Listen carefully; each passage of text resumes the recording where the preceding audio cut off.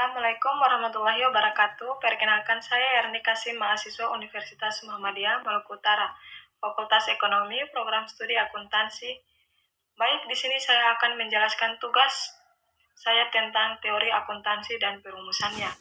Yang pertama, pengertian teori akuntansi. Yang kedua, perumusan teori akuntansi. Yang ketiga, beberapa teori akuntansi terkenal. Keempat, implikasi teori akuntansi dalam praktik bisnis. Yang kelima, kritik terhadap teori akuntansi. Keenam, masa depan teori akuntansi. Yang pertama, pengertian teori akuntansi. Teori akuntansi adalah suatu kerangka konseptual yang digunakan untuk menjelaskan dan memahami prinsip-prinsip dasar akuntansi. Teori ini dibuat untuk membantu para akuntan dalam mengambil keputusan dan memberikan informasi keuangan yang relevan bagi pengguna laporan keuangan. Teori akuntansi melibatkan berbagai aspek seperti pengukuran, pengungkapan, dan pelaporan informasi keuangan. Tujuan utama dari teori akuntansi adalah untuk menyediakan pedoman yang jelas bagi para akuntan dalam menghasilkan laporan keuangan yang akurat dan dapat dipercaya. 2. Perumusan teori akuntansi. Perumusan teori akuntansi dilakukan melalui beberapa tahap. Tahap pertama adalah observasi, di mana para peneliti mengumpulkan data dan fakta tentang praktik akuntansi yang ada. Kemudian tahap kedua adalah pengembangan konsep, di mana para peneliti mengembangkan ide-ide dan konsep baru berdasarkan hasil observasi. Tahap ketiga adalah pengujian hipotesis, di mana para peneliti menguji hipotesis mereka dengan menggunakan data empiris. Terakhir, tahap keempat adalah penyusunan teori, di mana para peneliti menyusun teori akuntansi berdasarkan hasil pengujian hipotesis dan pengembangan konsep sebelumnya. Ketiga, beberapa teori akuntansi terkenal. Beberapa teori akuntansi terkenal antara lain teori hubungan biaya volume laba atau cost volume profit, teori agensi, dan teori akuntansi positif.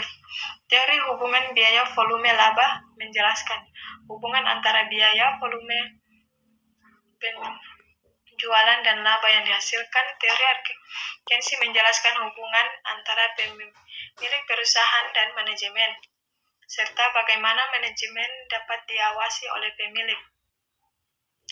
Sementara itu, teori akuntansi positif memandang bahwa laporan keuangan harus mencerminkan realitas bisnis yang ada, dan bukan hanya pandangan subjektif dari para akuntan. Teori ini menekankan pentingnya penggunaan metode pengukuran yang objektif dan transparansi dalam pelaporan keuangan. Yang keempat, implikasi teori akuntansi dalam praktik bisnis. Teori akuntansi memiliki implikasi yang signifikan dalam praktik bisnis. Dalam membuat keputusan bisnis, para manajer harus mempertimbangkan prinsip-prinsip akuntansi yang telah ditetapkan oleh teori akuntansi. Mereka juga harus memastikan bahwa laporan keuangan yang dihasilkan sesuai dengan standar akuntansi yang berlaku. Selain itu, teori akuntansi juga mempengaruhi cara perusahaan melakukan pengukuran dan pengungkapan informasi keuangan. Penggunaan metode pengukuran yang tepat dan transparansi dalam pelaporan keuangan dapat meningkatkan kepercayaan investor dan masyarakat terhadap perusahaan. 5. Kritik terhadap teori akuntansi. Meskipun teori akuntansi memiliki banyak manfaat, namun ada beberapa kritik yang dilontarkan terhadap teori ini. Salah satunya adalah bahwa teori akuntansi cenderung mengabaikan faktor-faktor non-keuangan yang dapat mempengaruhi kinerja perusahaan. Selain itu, teori akuntansi juga dikritik karena tidak dapat memprediksi secara akurat kejadian-kejadian yang akan terjadi di masa depan Hal ini membuat laporan keuangan yang dihasilkan oleh perusahaan menjadi kurang relevan bagi para investor yang ingin mengetahui prospek bisnis perusahaan di masa depan. Keenam, masa depan teori akuntansi.